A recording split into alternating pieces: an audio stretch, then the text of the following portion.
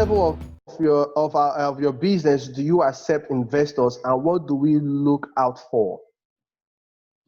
Okay, so if I'm getting the question right, I don't think the question was rightly phrased. I think what the person is trying to say is, Yes, at what level in business do you accept investors, and then accept at what investors yes, idea. and what do you look for in those investors? Number one is that you don't accept investors, you look for investors. Investors are not applying to bring their money to your business. You look for them to say, I have something of value that I think you should come and be a part of.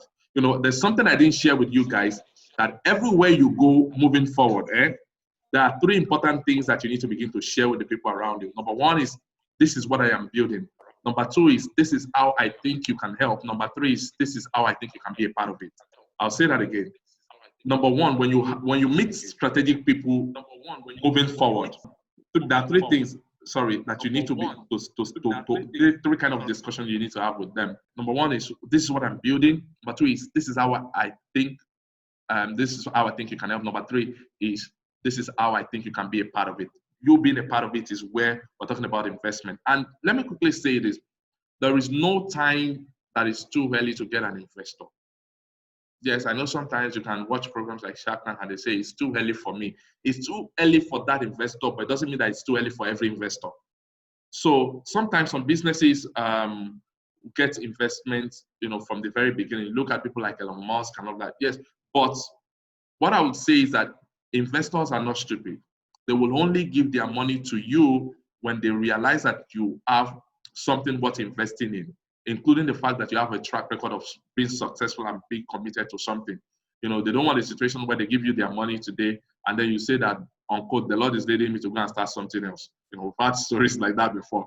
They say, I'm going to start something else, and then the person's money is going to be a total waste. So you don't want to do that. And number two, what the person asked was about, what do you look for?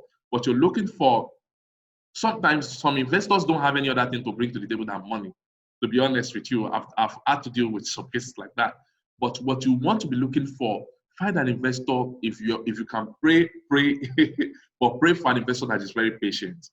I'm telling you the truth, because sometimes you will experience hiccups and things will not go as planned, and they just need to be a bit patient with you to be able to gain your balance and to be able to sort things out.